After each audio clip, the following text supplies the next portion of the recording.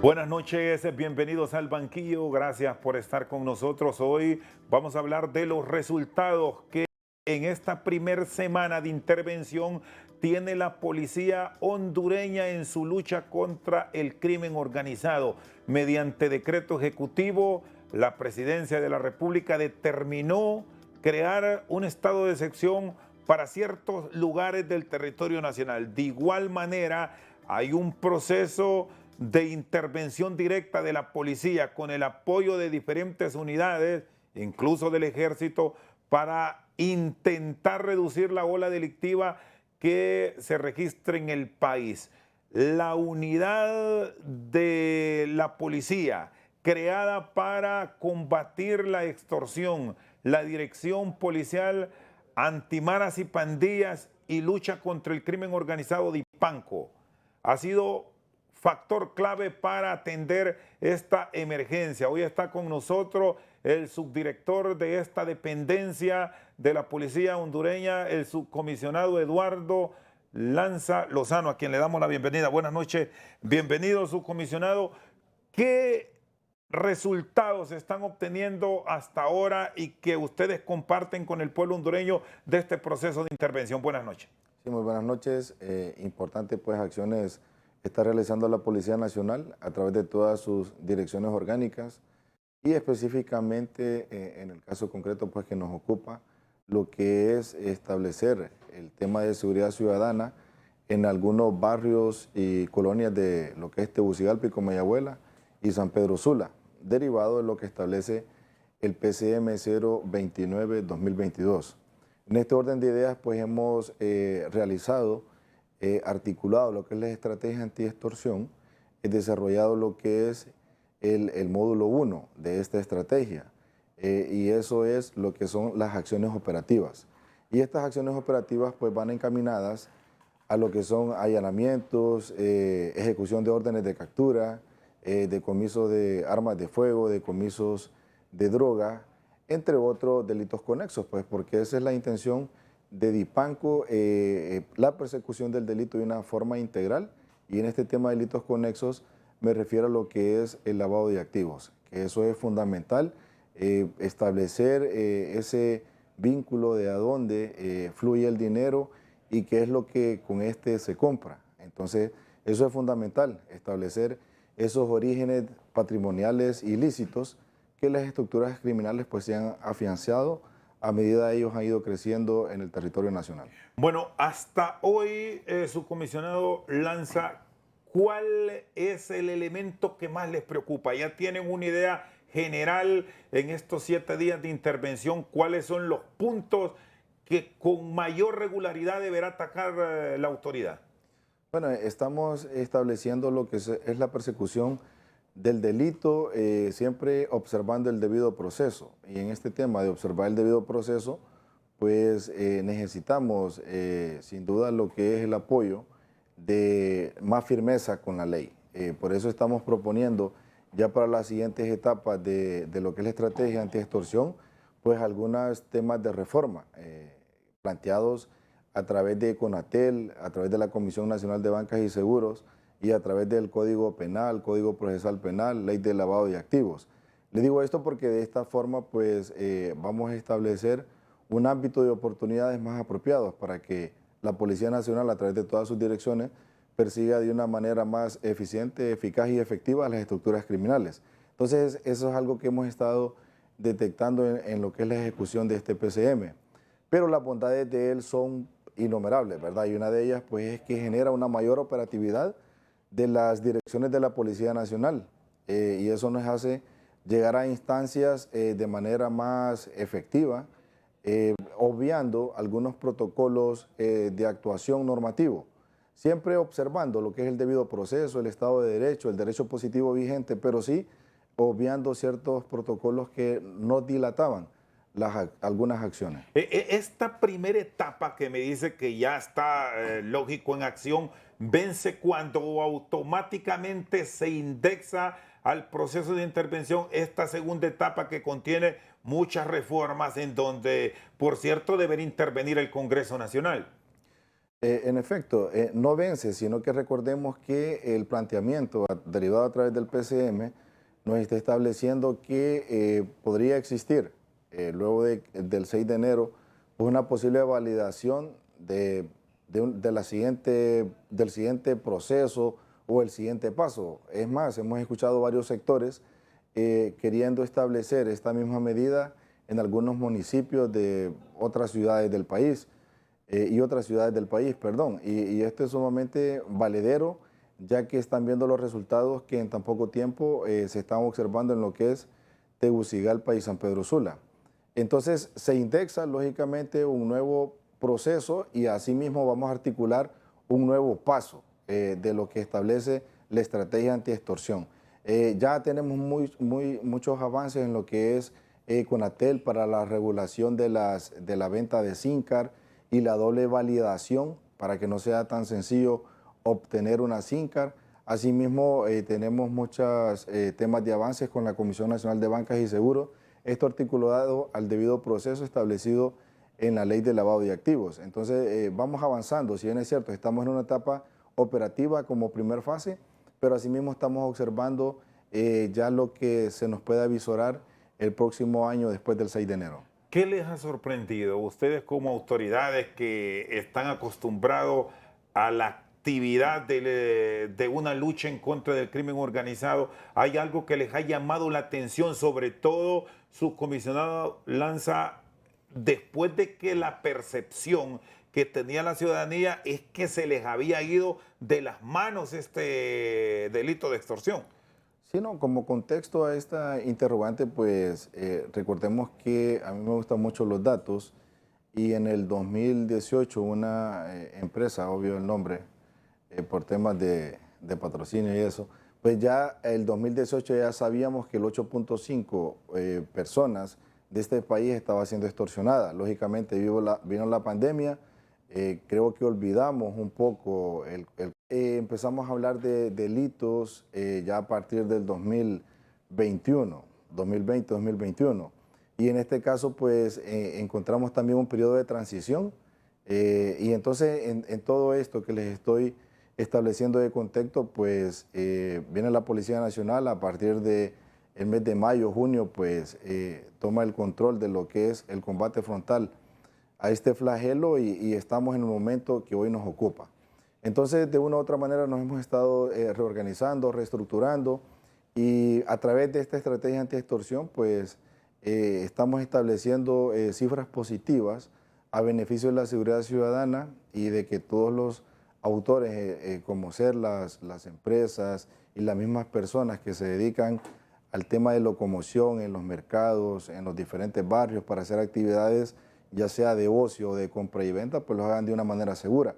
Entonces, venimos de un momento en el cual encontramos ciertas cosas inapropiadas o ciertos errores en el abordaje de esta temática, trasladándolo a este presente, tratando de subsanar lo que se hizo y observando las buenas prácticas. Y con lo registrado hasta ahora, ¿encuentran esa identidad que ustedes pretendían trasladar a la sociedad, que denuncie, que no se quede con ellos el hecho de ser extorsionados, de ser amenazados de muerte, sino que confíen en la policía, o todavía se está viendo difícil que se rompa este tabú que han tenido del pasado? Sí, pienso yo que este es un tema de relación. Recordemos que la confianza se trata de relación. Y en este orden de ideas, pues la Policía Nacional también, articulado a lo que es la estrategia anti-extorsión, pues tenemos lo que son actividades comunitarias, donde hacemos parte a la comunidad de nuestras acciones y nuestra toma de decisiones, valga la redundancia de palabras. Los incorporamos a la comunidad los diagnósticos y de ahí hacemos planificación en algunos municipios que ya estamos trabajando. Entonces, de esa manera estamos estableciendo lo que es la confianza y derivado de la confianza, pues sabemos que las llamadas al 143 van a ser por parte de la población e igual van a ir a denunciar in situ a los 9 lugares que tenemos establecidos para tal fin, para poner en conocimiento de la autoridad de este flagelo. Muy importante también lo que hacen los medios de comunicación masiva, ya sea por estos medios, en su defecto por las diferentes redes sociales, donde también recolectamos esta información y nos ayuda para hacer nuestros puntos calientes o hotspot y poder generar algún tema de prevención, disuasión y control. Muy bien, está con nosotros esta noche al banquillo el subdirector de la Dirección Policial Antimaras y Pandillas y Crimen Organizado, Eduardo Lanza Lozano. Una pausa. Cuando regresemos vamos a hablar del personal con el que cuentan, cómo lo debe identificar la ciudadanía por aquello de la clonación de los uniformes y de que no les estén infiltrando una unidad que es fundamental en el combate del crimen organizado en el país. Han fallado lo que es la prevención primaria, el tema de la familia, el tema de esa relación padres e hijos, el tema de las escuelas, las iglesias. Entonces, ese tipo de prevención primaria, cuando falla, pues lógicamente va generando una conducta dolosa o sui generis en los adultos.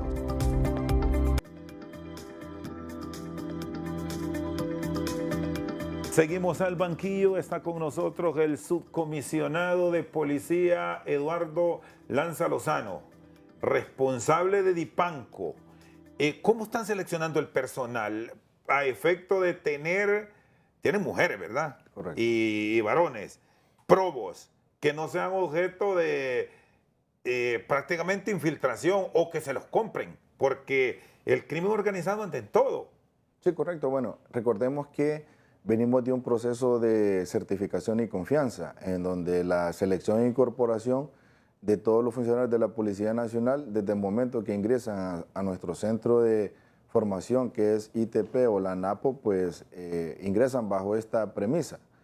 Luego pasando ese filtro, ya cuando son seleccionados para unidades especiales, como ser fuerzas especiales, valga la redundancia de palabras, DIPANCO, DIPOL, entre otras direcciones, todavía tenemos un segundo filtro, que es volver a realizar las pruebas de certificación y confianza y sumado a ello, pues los resultados, porque recordemos que eso es también valedero en el tema del compromiso, tanto hacia los ciudadanos como hacia la institución.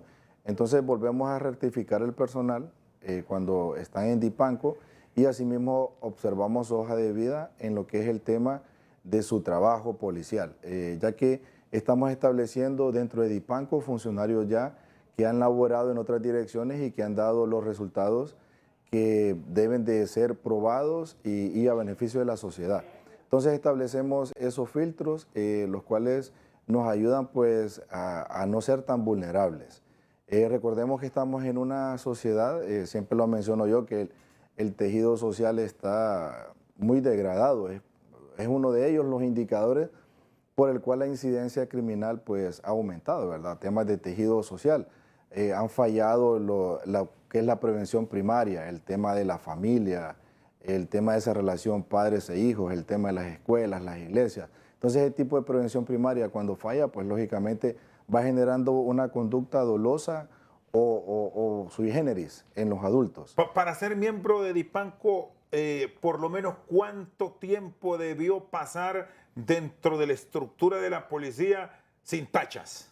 Sí, nosotros tenemos un perfil de ingreso, o sea, en ese ya está establecido, que fue lo que le dije anteriormente. Luego, a medida la especialidad, porque ahí tenemos funcionarios especialistas en inteligencia, en análisis, en temas de lavado de activos, en temas de tácticos, operativos, de fuerzas especiales. Entonces establecemos un perfil ya para estar en Dipanco, que debe de tener de una u otra manera esas competencias ya desarrolladas para estar en nuestra dirección. Entonces, mínimo policía o ha estado en una dirección ya laborando 2 o 3 años para que adquiera esas competencias. Y así nosotros tenemos ese talento humano capacitado y buscando también, ¿verdad? Que concurra el tema ético, moral, los principios, etcétera, y también su parte pues táctica operativa para que sea un buen funcionario. Ahora, de la identidad, aquí nos acompañan dos jóvenes que forman parte de la estructura de Dipanco, unidad especial dentro de la policía. ¿Cómo se están protegiendo su comisionado Lanza para que no les clonen los uniformes? Ya en el pasado ustedes han enfrentado este problema, que llegan a un sitio y resulta que los que han cometido una fechoría andan exactamente igual a ustedes. Estamos aquí distinguiendo a estos miembros de dicha unidad de la cual usted es el subdirector, con equipo nuevo, con identificación nueva, Sí. para que la gente se vaya familiarizando también. Ok, es muy importante que sepamos que el uniforme de nuestra institución tiene series, que es lo que generalmente comúnmente no se ve. Cuando se decomisan ciertas prendas, ya sea de uso supuestamente militar o policial, que es lo que vemos en los retenes o en los operativos, solo lo ven ahí generalmente los camarógrafos, la gente que hace el video.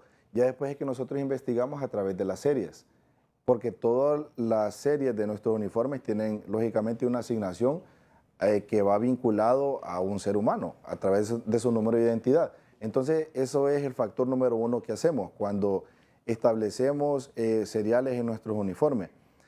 Número dos, estamos también tratando de utilizar solo el chaleco antibalas café, que es un chaleco antibalas que no es muy común en el mercado.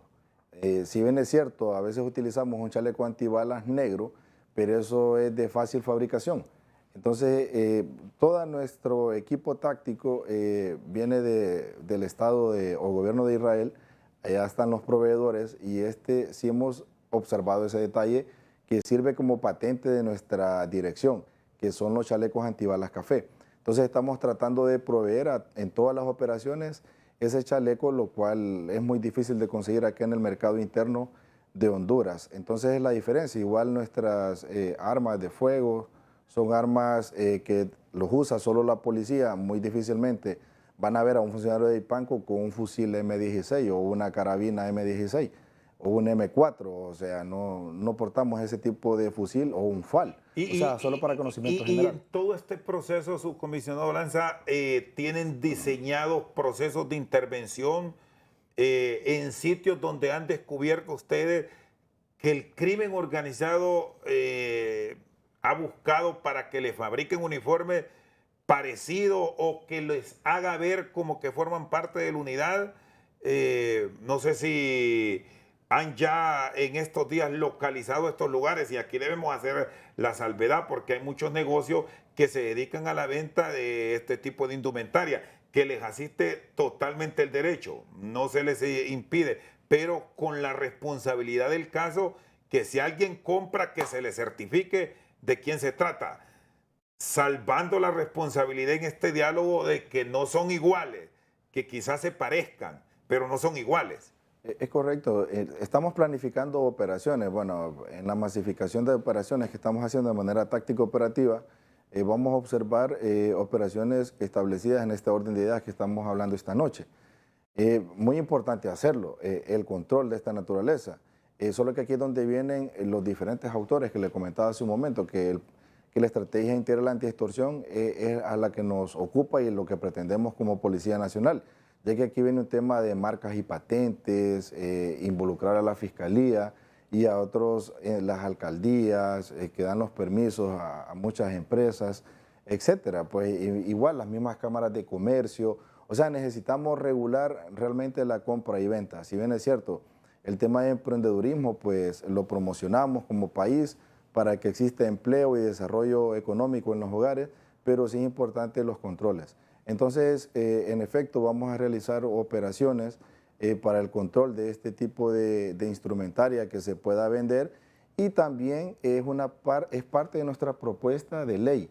O sea, las personas, hasta el momento, no lo tenemos establecido como o sea, en el Código Procesal Penal y en el Código Penal, ahí establece la normativa del delito de este uso de instrumentaria, pero es fiable el delito, es menor a 5 años. Entonces nosotros lo queremos establecer que sea mayor de 5 años para que esa sea una limitante en el uso. E igual colocarlo como un agravante cuando lo utilicen las estructuras criminales, que eso sea un agravante y que así no se permita una medida sustitutiva a la prisión preventiva, pues de que pueda gozar una persona que comete un ilícito penal. Por los riesgos, subcomisionado Lanza, que tienen los miembros de DIPANCO en los procesos de intervención, ¿siempre van a andar cubierto el rostro? ¿O, Sí. o hay operativos que les permite estar descubiertos?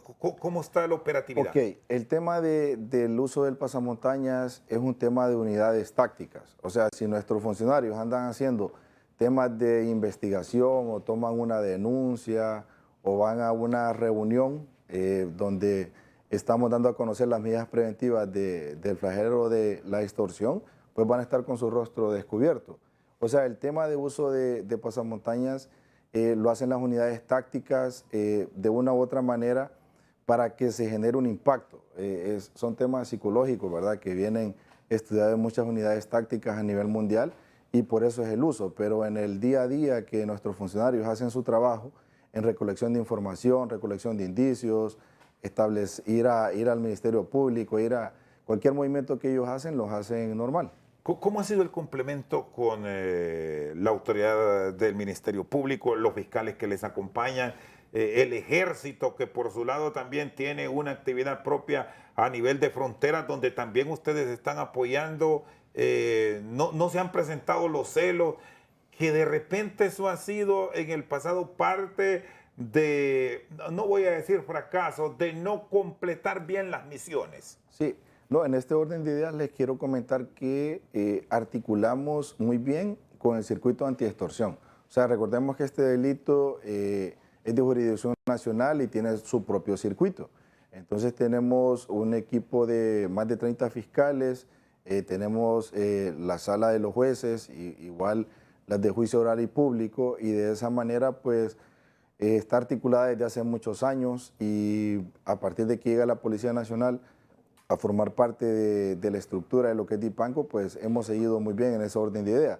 En la parte operativa, pues la institución policial sigue con su día a día, igual las Fuerzas Armadas a través de las instituciones que ellos designen lo siguen haciendo, pero en el caso concreto del circuito antiextorsión, pues está funcionando muy bien. Lo que pretendemos el próximo año, sí, sugerir que se pueda fortalecer el mismo para que no exista tanta mora judicial. Ahora mismo, como DIPANCO, ¿tienen operaciones en cuántos sitios del territorio nacional? Bueno, actualmente estamos diseminados de manera orgánica en 9 lugares de nuestro país. Pretendemos el próximo año tener una cobertura por lo menos en los 18 departamentos. Porque la toma de decisiones nos ha llevado, lógicamente, de acuerdo a nuestros recursos financieros, logísticos y talento humano, a tomar prioridades de acuerdo a lo que nos pueda arrojar la data de denuncias o de delitos conexos. Entonces así estamos tomando decisiones de dónde aperturar unidades. Pero la lógica nos indica de que a medida estemos presionando las grandes ciudades, vamos a ver de una u otra manera ciertas estructuras criminales que se trasladan al interior de nuestros municipios. Entonces es por eso que pretendemos ir aperturando unidades. Recibimos DIPANCO con 5 regionales, y aperturamos Copán, Tocoa, el sector de Colón, y también estamos tratando de aperturar lo que es ya el sector de Occidente, que no solo abarque Copán, sino que abarque más lugares, igual Santa Bárbara, para establecer nosotros mientras más tenemos contrarrestado este delito, lógicamente los ciudadanos van a poder desarrollar sus actividades de manera más apropiada, y de una u otra manera esto nos va a servir también como país. ¿Están trabajando directamente con la información que llega al 911 o han definido a nivel superior utilizar otras líneas para volver más fluida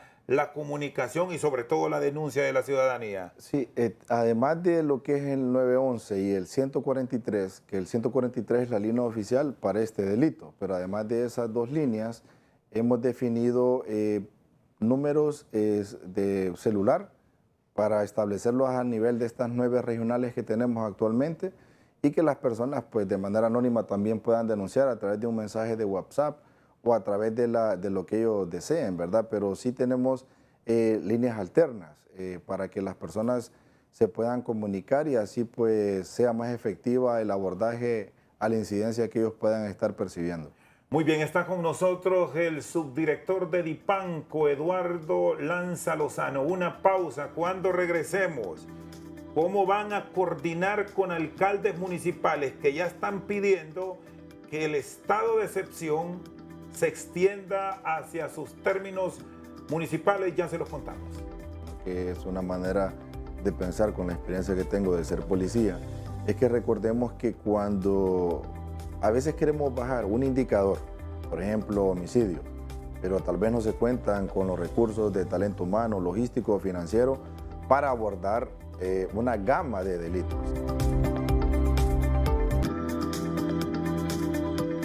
Seguimos al banquillo con el subcomisionado Eduardo Lanza Lozano. ¿Cómo esperan llevarle una respuesta clara a muchos alcaldes que una vez que se produjo esta intervención a nivel del Valle de Sul y Tegucigalpa ya están reclamando que estén presentes ustedes? Porque sobre todo el tema de la extorsión, subcomisionado, esto es ya prácticamente de todo el país. Aquí nadie se salva. Extorsionan desde las grandes ciudades hasta en aldeas. Sí, no, y lo importante de esto es todas estas lecciones aprendidas y buenas prácticas que estamos recolectando de lo que es el modelo de Tegucigalpa y San Pedro Sula para ser replicado en los municipios que se puedan aperturar para tal fin. Tenemos un escenario apropiado, ya que ya tenemos varios meses de estar trabajando en lo que son la construcción de las mesas de seguridad ciudadana y en estas mesas de seguridad ciudadana pues interactúan lo que son los gobiernos locales. Entonces ya tenemos un avance en este sentido para darle forma a una toma de decisiones futuras que se pudiera tomar en este orden de ideas. Entonces de esa manera pues ya tenemos construido diagnósticos, que eso es fundamental en la toma de decisiones, ¿verdad? Para no generar acciones inapropiadas y poder replicar las buenas prácticas. Entonces ya estamos preparados como Policía Nacional, hemos identificado los hotspots porque tenemos indicadores que es hasta mundial, ¿verdad? El tema de los homicidios, pero además tenemos otros indicadores que es el fenómeno de la extorsión, el fenómeno del microtráfico, entre otros indicadores que nos ayudan para saber qué barrios o colonias abordar.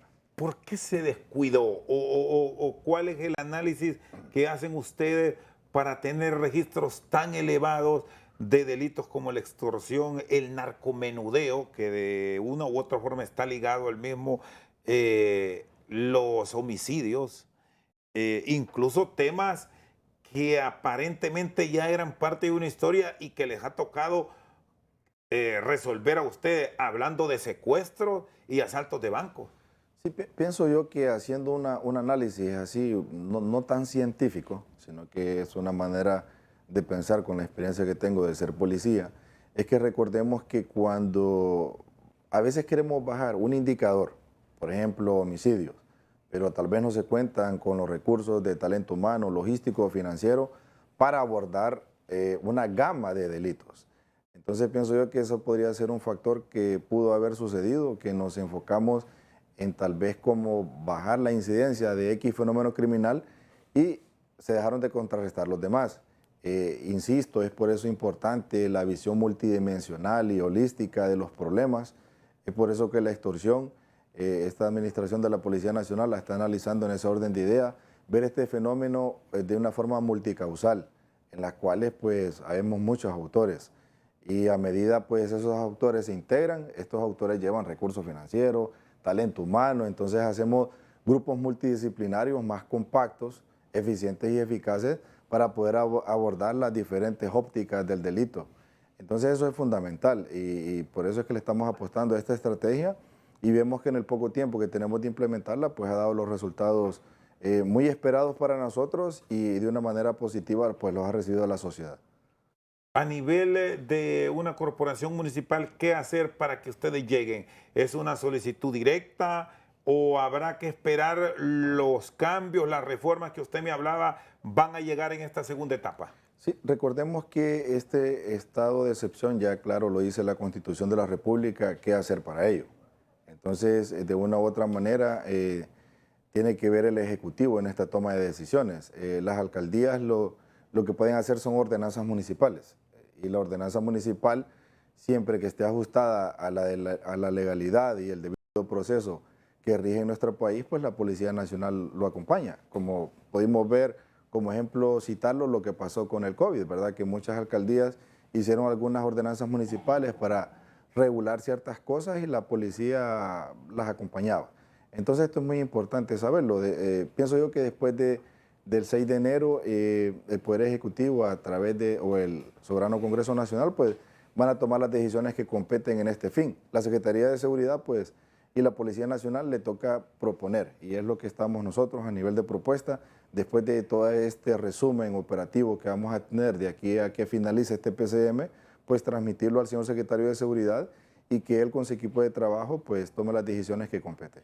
¿Por qué se le resiste tanto el delito de extorsión? Y a ver si producción nos deja la toma que teníamos anteriormente con los números de San Pedro Sula, de La Ceiba, de Tegucigalpa, de Comayagua, Choluteca, Danlí, La Esperanza, Tocoa y Copán. Ahí los vamos a dejar mientras nos responde para que la ciudadanía que nos está observando ahora tome nota y ahí puede enviar mensajes o una llamada telefónica. ¿Son 24/7? Correcto, son 24/7 esos números celulares, por eso los colocamos a disposición de la ciudadanía, además de lo que es la línea del 143. Y usted comentaba algo, ¿qué pasa? Es que sin duda que es tan mediático la comisión de este delito de que cualquier oportunista construye un mensaje extorsivo a través de su teléfono celular o a través de cualquier red social que está disponible sin que él tenga tal vez un recurso financiero, porque se pudiera conectar a una red Wi-Fi pública. Entonces, mandar este tipo de información al azar muchas veces y luego cuando la persona contesta o se presta para esta situación, pues lo extorsiona.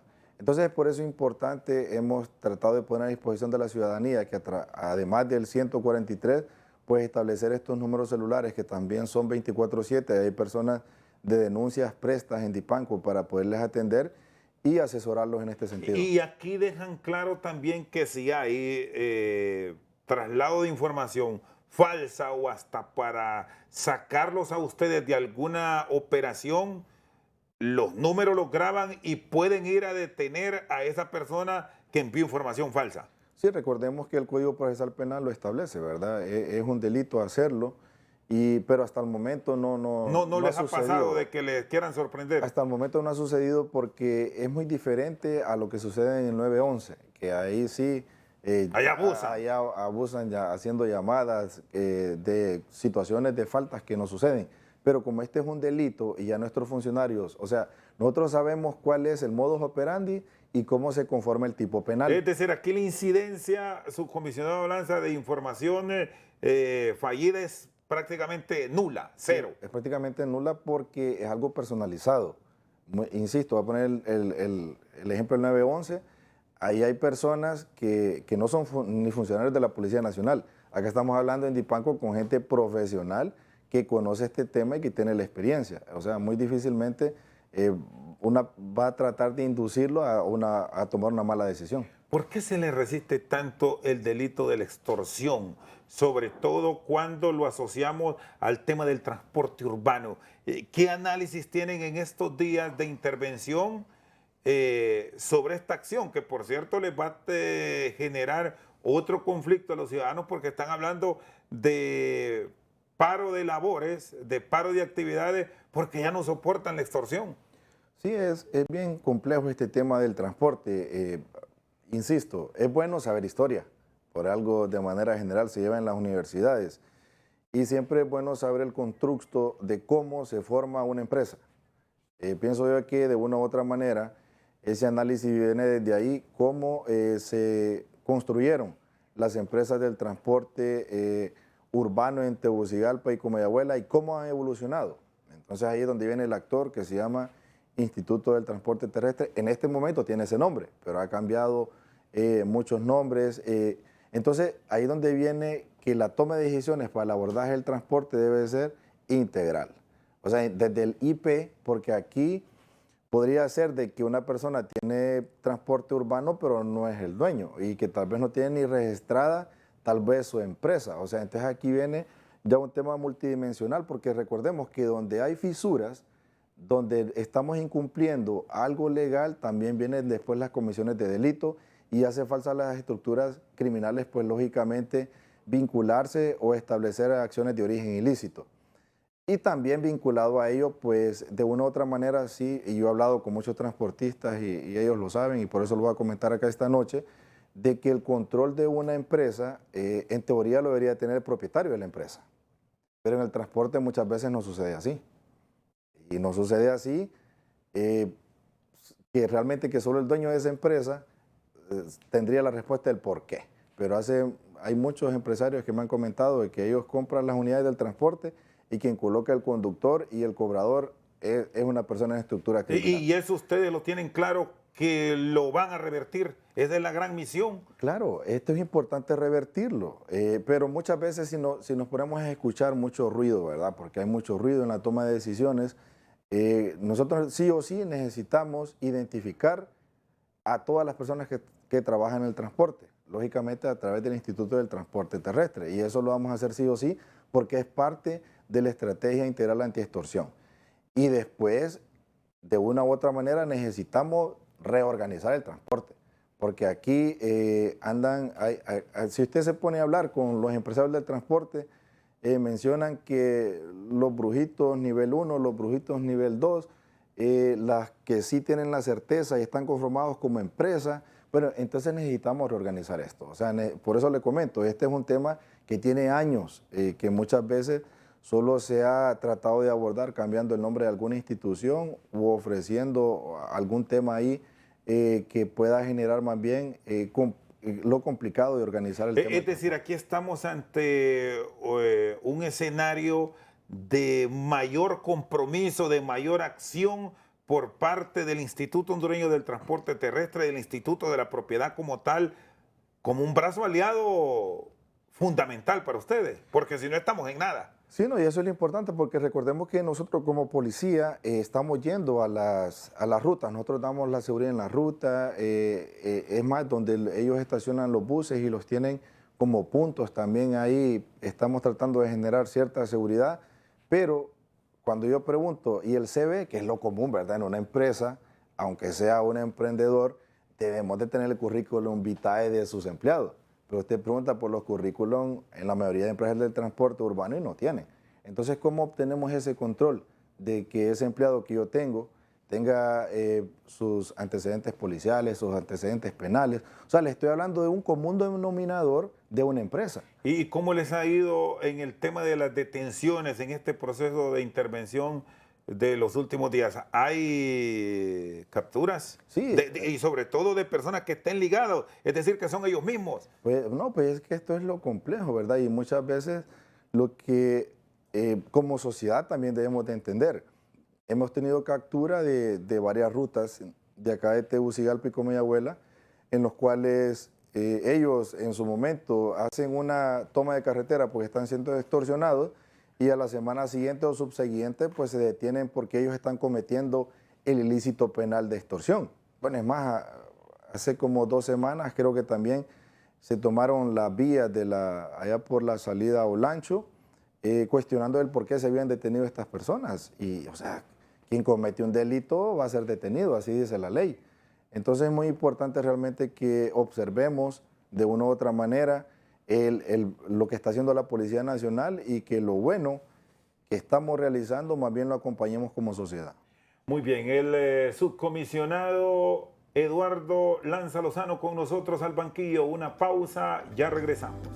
Pero en efecto, este año pues vamos en una, gracias a Dios y al esfuerzo que hacen todos nuestros funcionarios a diario en la calle, pues vamos en una franca disminución de la tasa. Y eso es fundamental porque al disminuir la tasa de homicidios, esto nos avala como país para que pueda existir inversión.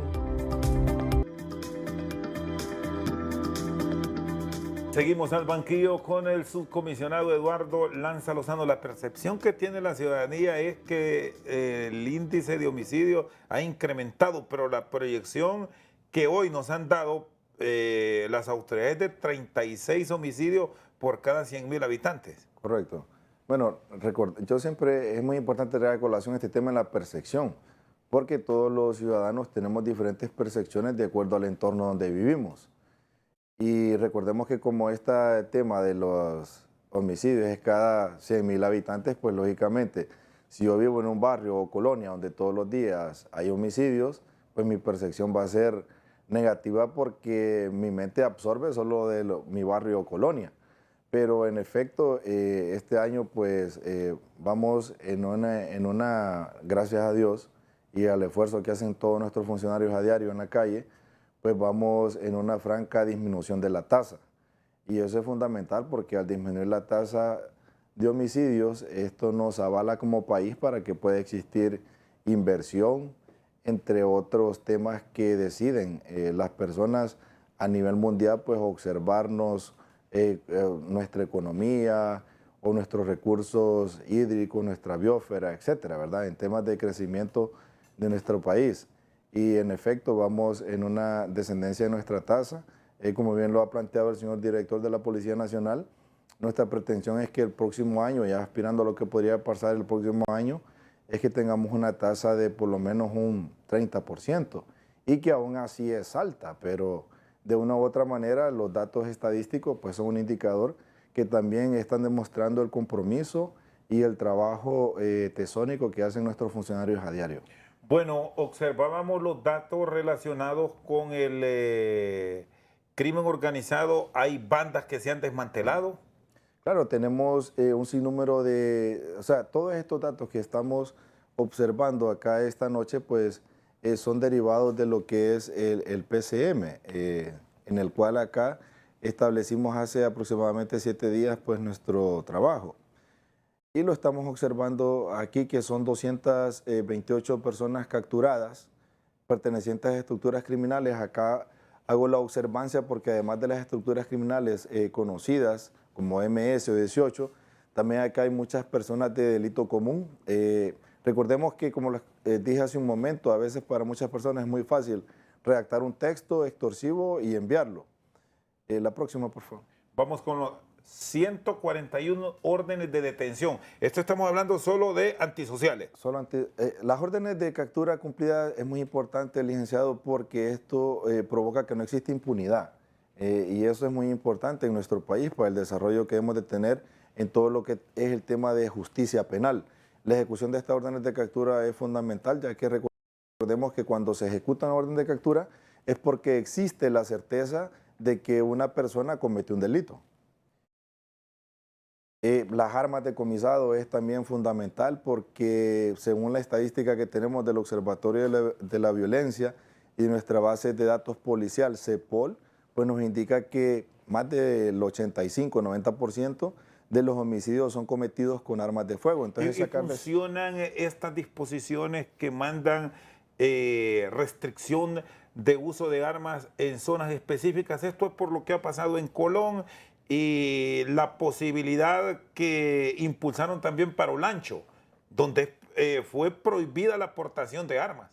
Sí, no, esto funciona porque recordemos que las armas de fuego de una u otra manera limitan que las personas ingeridas de bebidas alcohólicas o producto de una discusión pues le quiten la vida con las mismas a otro ser humano. Y sí, definitivamente funciona. En Colón ha funcionado. Bueno, ahí tenemos también datos sobre el decomiso de droga, que por cierto en las últimas horas se ha interceptado un cargamento que venía de Colombia. Sí, es una operación que hicieron las Fuerzas Armadas. Acá solo tenemos el dato establecido por la Policía Nacional y que es igual sumamente importante. Recordemos que el microtráfico es lo que genera una gran problemática en lo que es el indicador también de homicidios. Entonces apuntamos mucho a lo que es el decomiso de estas sustancias alucinógenas. ¿Y cómo ha sido, por cierto, el control a nivel de Tegucigalpa y San Pedro Sula, donde hemos tenido registros de narcomenudeo sin precedentes en los últimos días? Sí, eso es fundamental, que esa es la apertura que le comentaba hace un momento que nos da este PCM, ¿verdad? Porque de manera normativa, realizar estas acciones donde se vende narcomenudeo, muchas veces la policía no la realiza por algunos ciertos parámetros legales, pero este PCM nos ayuda a operatizar de una manera más efectiva y eficiente la toma de decisiones en este sentido. Entonces es por eso que hemos visto masificar las operaciones para el control de este delito que es el microtráfico. Sí, ¿y cómo han logrado articular con los otros entes que les apoyan para que el detenido efectivamente vaya a una cárcel y no que, bueno, hacen el esfuerzo, se presentan, pero lastimosamente en casos incluso hasta delicados se lo van de paseo, que hoy los detienen y mañana están en el barrio donde fueron apresados? Sí, esto es muy importante, que tiene que ver con lo que iniciamos nuestra intervención, con la capacitación que tienen nuestros funcionarios policiales. tenemos funcionarios que son peritos, tenemos funcionarios especialistas en la escena del crimen, tenemos funcionarios, o sea, y le menciono el perfil de nuestros funcionarios porque de esta manera evitamos vicios de nulidad. Entonces, cuando hay un vicio de nulidad, lógicamente es más fácil para un abogado defensor que su cliente salga, o en su defecto, que un juez no nos acepte una prueba porque hay un vicio. Entonces, eso es lo que estamos estableciendo. Sí, porque miraba en los cuadros estadísticos, que ahí los estamos presentando, que hay más de 3.000 acciones de intervención, hay centenares de detenidos, pero la gran interrogante es cuántos se quedan en las cárceles, porque de ahí es donde surge, subcomisionado, el temor de la ciudadanía muchas veces en la denuncia, porque hoy se quejó de un asalto, de extorsión, de tráfico de drogas, pero bueno, ya la semana siguiente esos denunciados están otra vez en su sitio. Correcto. Para evitar eso, hacemos lo que le dije anteriormente, evitamos vicios de nulidad y asimismo de los que hemos detenido en lo que va del PCM, todas las personas han quedado con prisión preventiva, o sea, ya listas para su audiencia inicial y posterior juicio oral y público, que eso es fundamental. Por eso también le planteé que es muy importante fortalecer el circuito antiextorsión para que de una u otra manera existan salas, no solo acá en Tegucigalpa, sino que en otras partes del país y evitemos la mora judicial. También parte de este plan es lo que tiene que ver el INP, porque como es algo integral, lógicamente debemos de observar, así como lo que es el tema de prevención, disuasión y control, lo que está sucediendo en los centros penales. Bueno, ahí hemos ido repasando todos los logros que se han tenido en este proceso de intervención. Ahora, ¿cómo están planificando para que la ciudadanía también esté pendiente de las acciones de ustedes? El tema ahora de la Navidad, porque sí que hay un enorme movimiento, incluso está el pago de sueldos de aguinaldo para gran parte de la empleomanía estatal y de la empresa privada.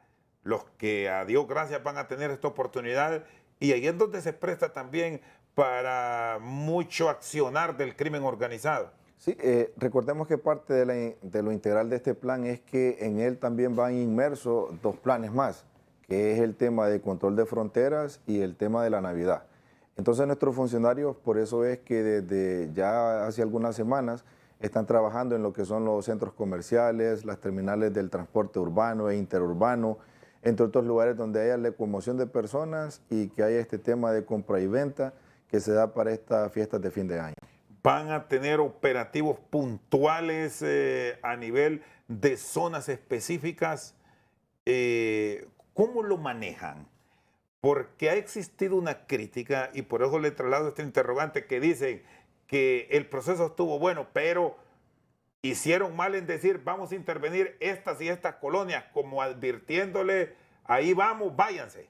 Sí, recordemos que la Policía Nacional trabaja a través de unidades metropolitanas. Las 4 unidades metropolitanas de acá de Tegucigalpa y las que están en San Pedro Sula, pues desarrollan una planificación diaria a través de lo que son los hotspots, los puntos calientes y de esas reuniones que se generan de los gobiernos locales, así como de las cámaras de comercio de estos lugares para tomar este tipo de decisiones. Al final aquí lo que estamos pretendiendo es que se genere una seguridad ciudadana de una manera integral en la cual pues los ciudadanos se sientan de una manera segura en cada actividad que van a realizar de forma diaria en estas fiestas de fin de año. Ahora, ¿cómo la policía espera y la unidad en la cual usted es subdirector, subcomisionado Lanza, llevar estos procesos? Cuando me habla de cambios, hay quienes dicen que delitos que ustedes intervienen deben ser calificados como terrorismo, y lo pidieron incluso miembros de la empresa privada. ¿Estarían de acuerdo? ¿Los validarían? O sea, lo que estamos tratando de proponer es más bien que el delito de extorsión sea un delito de orden público, similar a lo que sucede cuando una persona es detenida con una arma que no tiene su permiso de portación, o en su defecto lo que sucede con las personas cuando se detienen y estas tienen alguna sustancia alucinógena, ya puede ser cocaína, marihuana, entre otras. Entonces acá la víctima es el Estado. Entonces pretendemos también este tipo de reforma, que el delito de extorsión sea de orden público para que así solo baste encontrar los indicios racionales en la persona que está cometiendo el ilícito y poderlo remitir ante el juez competente derivado del requerimiento fiscal.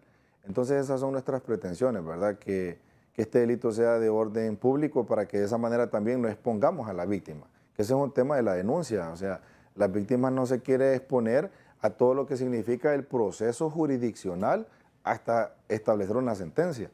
Entonces, así la exponemos menos y pienso que también aumentaría nuestra operatividad. ¿Cuándo estará listo el paquete? ¿Ya lo han revisado, estructurado a nivel del alto mando para remitirlo al Congreso? Sí, por parte de Policía Nacional ya hemos tenido varias reuniones en este sentido.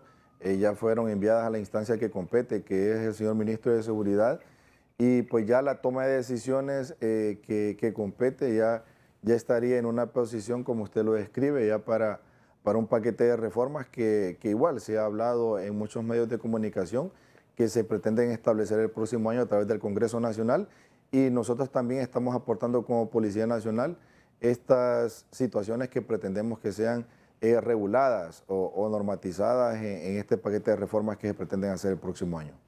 Subcomisionado Lanza, le agradezco, muy amable. No, un gusto, gracias.